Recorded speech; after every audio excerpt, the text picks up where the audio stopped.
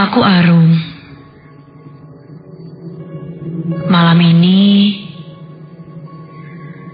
aku akan menceritakan pengalamanku saat aku PKL atau praktek kerja lapang di sebuah hotel di Bandung.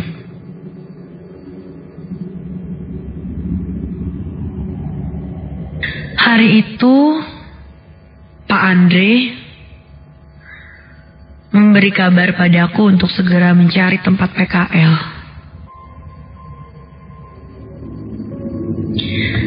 Karena PKL akan dilaksanakan pada saat kami naik ke kelas 11. Aku segera berpikiran untuk mencari tempat PKL yang dekat dan terjangkau dari rumahku.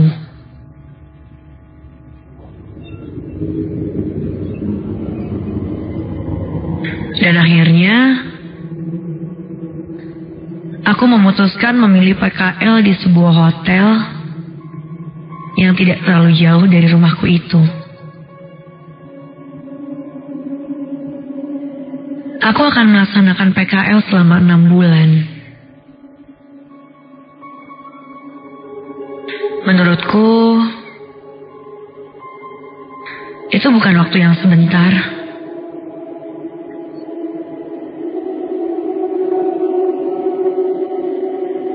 Hingga sampailah pada hari itu. Hari pertama masuk PKL. Aku masih merasa canggung karena tidak terlalu kenal dengan para staf-staf di hotel itu. Tapi untungnya, para staf-staf di sana ramah, baik, dermawan, suka bercanda, dan sangat welcome sekali terhadapku. 2 bulan pertama aku in charge di section concierge. Pekerjaanku menyambut tamu yang datang dan membukakan pintu hotel. Bisa disebut juga door girl.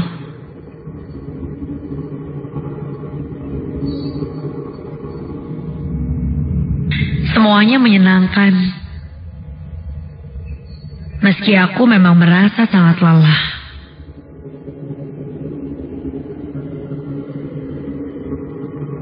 Singkat cerita, sudah 5 bulan berlalu aku PKL di hotel itu. Tinggal 1 bulan lagi. Jujur, aku sudah merasa betah PKL di hotel itu. Dan 1 bulan terakhir aku PKL, aku in charge di section telepon operator. Pekerjaan aku di TO, yaitu menangani telepon dari tamu dan melayani semua komplain dari tamu. Dan ketika itu, aku mendapatkan shift 3, yaitu masuk jam 3 sore hingga 12 malam. Dan bisa dibilang, sejak 5 bulan aku PKL di sini, baru kali ini aku sampai larut di hotel itu. Biasanya jam 6 sudah bisa pulang.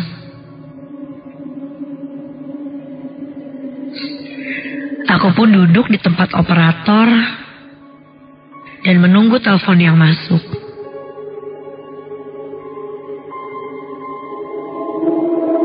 Kuingat hari itu hari Kamis, di mana tamu yang datang memang tidak terlalu ramai.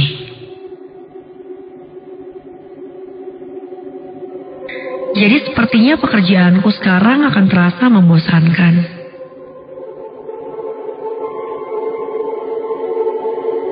Dan tiba-tiba telepon itu akhirnya berdering. Halo, selamat malam. Ada yang bisa saya bantu? Halo Mbak, ini tolong di kamar sebelah saya, berisik banget ya. Kamar 404, bisa tolong ditegur? Saya nggak bisa istirahat nih Mbak. Baik Bapak, nanti kami sampaikan. Mohon maaf ya Pak. Aku dapat komplain. Kamar 404 katanya berisik sekali. Aku lantas menelpon kamar 404 itu.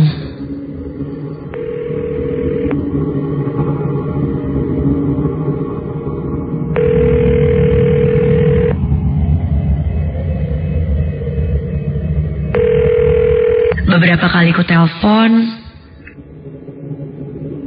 kamar itu tidak ada yang angkat.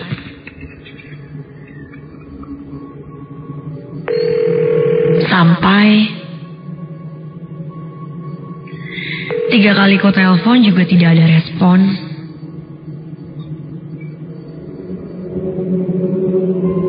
Lalu kali ini kembali ada telepon yang masuk.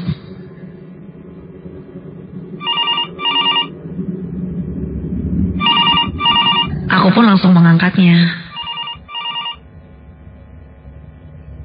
Suara seorang laki-laki langsung menyambarku. Halo Mbak, udah ditegur belum? Ini kamar sebelah 404 masih berisik loh. Kalau nggak bisa, nanti saya bilang manajer hotel ini. Gimana sih? Iya baik Pak, sudah kami coba telepon tapi tidak diangkat. Mungkin akan kami coba lagi. Ya mohon maaf ya Pak atas ketidaknyamanannya. Aku coba telepon lagi kamar 404. Tapi tidak ada yang mengangkatnya.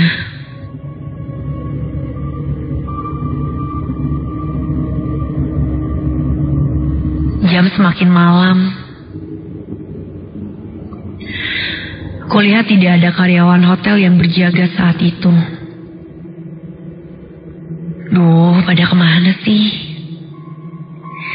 Harus gimana ya? Aku baru kali ini mendapat komplain. Jadi aku tidak paham harus bagaimana. Kulihat jam menunjukkan hampir jam 11 malam. Kupikir daripada dikomplain lagi,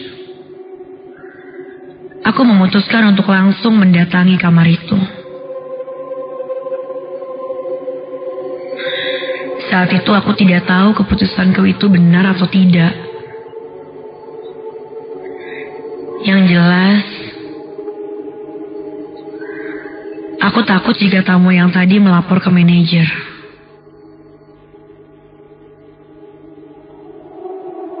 Ku naiki lift menuju lantai 4.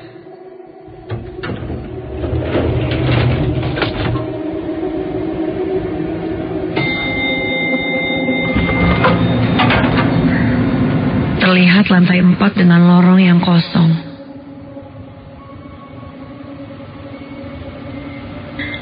Aku berjalan ke kamar nomor 404. Dan kali ini aku berdiri di depan pintu kamar itu.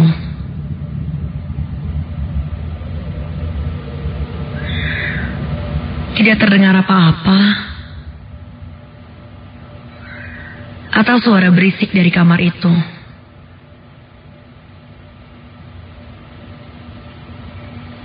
Hening-hening saja.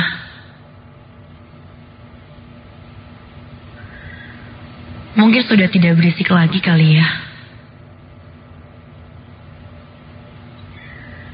Aku pun mengurungkan niatku untuk mengetuk pintu itu. Dan kembali ke lift untuk turun.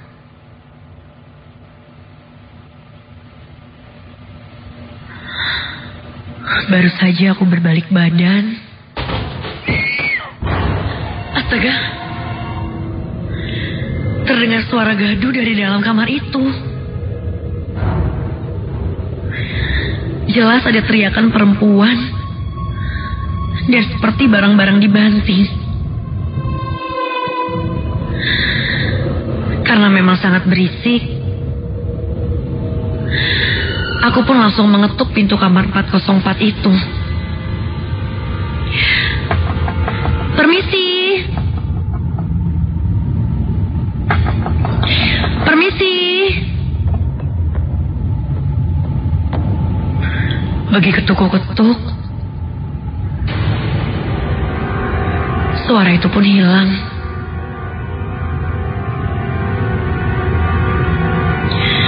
Terdengar seperti ada suara-suara di dalam sana.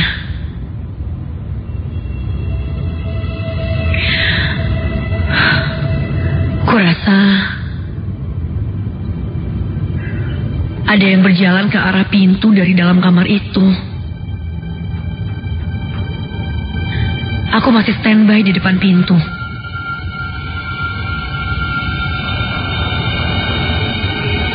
Permisi. Dan tak berapa lama pintu itu terbuka setengah. Di dalam kamar itu gelap. Namun dari balik pintu itu kulihat seorang perempuan. Dia hanya terlihat sebelah matanya saja. Kulihat tangannya menahan sisi pintu terbuka lebar.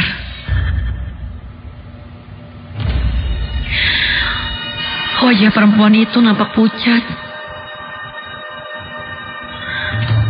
Dan matanya sembab. Juga sedikit merah. Rambutnya panjang namun terlihat agak berantakan. Dia nampak diam sambil menatapku. Seakan dari matanya,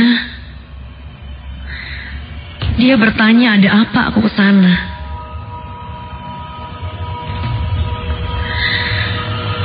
Aku pun mengumpulkan keberanian untuk menegurnya.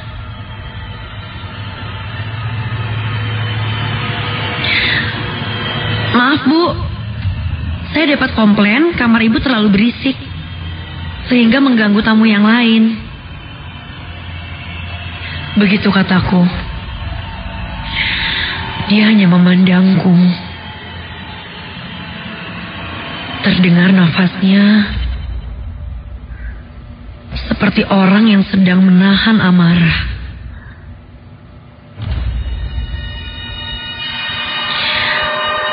Mungkin ada yang bisa saya bantu, Bu? Tanyaku begitu.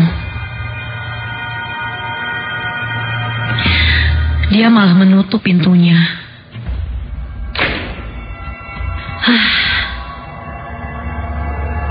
Semoga saja dia mengerti. Setelah itu aku pun turun ke bawah lagi.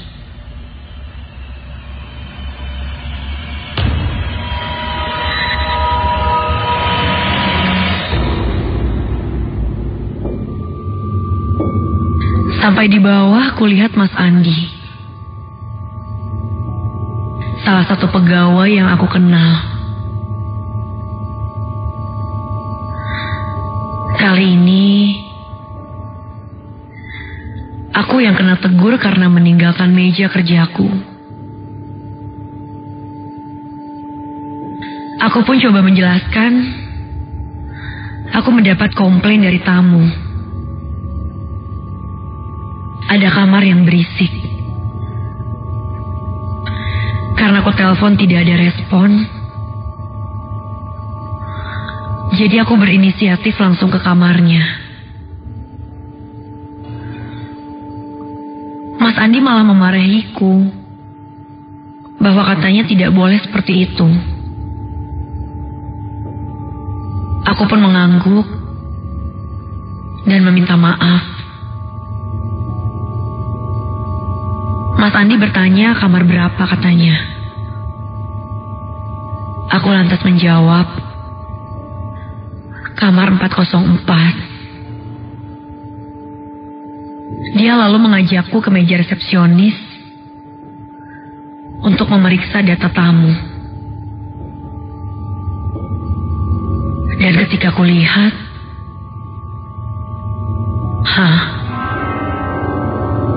tidak ada yang menginap di kamar itu. Bulu kuduku berdiri meremang. Bahkan ketika dicek lagi, di kamar sebelahnya pun kosong.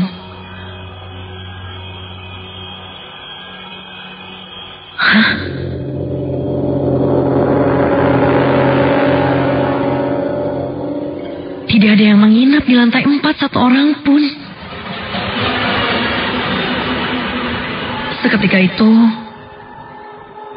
jantungku berdegup kencang.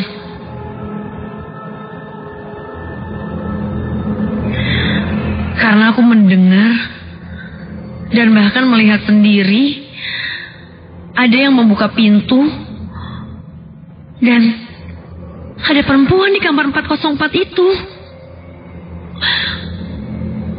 Apa itu hantu? Aku tidak percaya hal seperti itu. Aku pun meminta Mas Andi untuk ke lantai 4 dan membuktikan bahwa 2 kamar itu memang tidak ada yang menginap.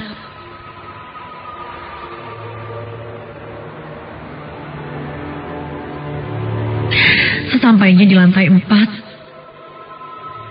Mas Andi dengan kunci masternya membuka kamar itu. Dan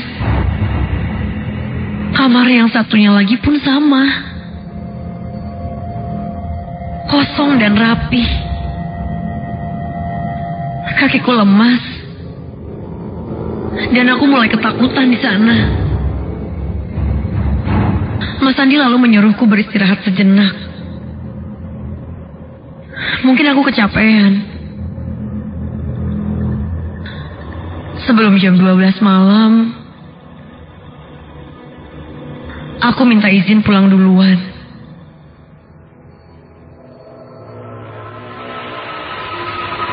Aku pun pulang dengan menggunakan taksi online. Setelah aku pesan, tak berapa lama, taksi online pun datang.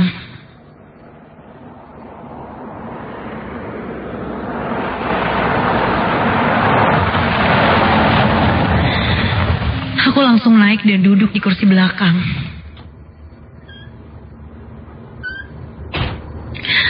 Pak, ke alamat yang sesuai aplikasi ya, Pak.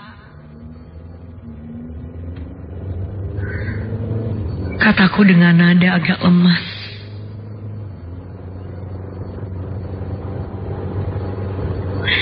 Sepanjang jalan, aku hanya bisa terdiam. Dan ingin segera sampai di rumah dan bertemu ibu.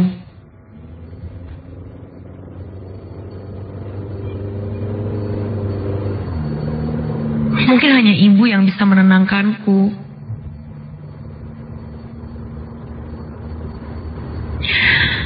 Driver online itu sesekali basa-basi padaku.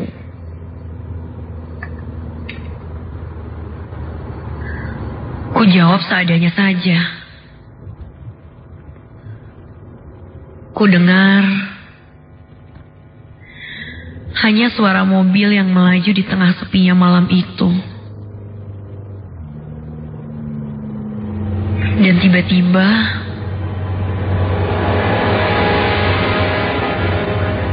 turun sini, Pak.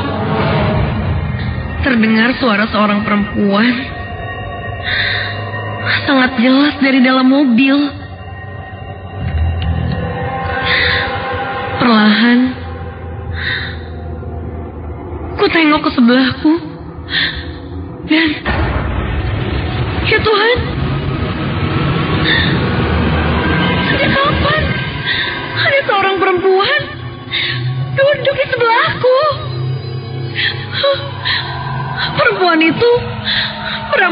yang berantakan. Wajahnya terlihat pucat dan memakai baju putih seperti kebaya. Aku yang ketakutan tak bisa berbuat apa-apa untuk berteriak pun. Bahkan aku tidak bisa. Dan rasa seketika mobil itu pun menepi di dekat sebuah pohon besar.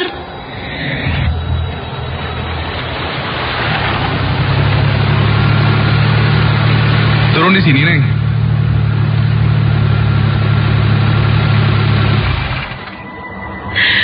Aku refleks menatap driver itu dengan kebingungan. Begitu ku tengok lagi, di sebelahku itu sudah tidak ada siapa-siapa.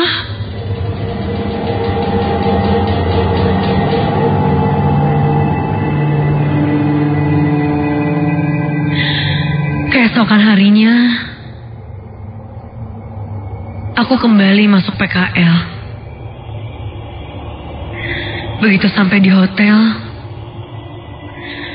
kulihat ada seorang petugas atau security di sini menghampiriku. Seingatku, Pak Bambang namanya. Dia bilang dia sudah jaga di sana dari awal hotel ini dibangun. Lalu dia mendengar aku diganggu hantu semalam di lantai 4. Aku pun bercerita tentang apa yang kualami. Pak Bambang pun bilang bahwa memang di lantai 4 itu angker. Bukan hanya sekali ini saja kejadian itu terjadi. Bahkan sempat sampai ada yang kesurupan. Konon katanya dulunya sebelum hotel ini bangun ada makam keluarga yang sudah dipindahkan tidak jauh dari sana. Aku langsung terpikir bahwa makam itu dipindahkan ke dekat pohon besar yang semalam aku berhenti. Jelas sudah semuanya. Sejak itu, aku selalu minta didampingi jika mendapat shift malam.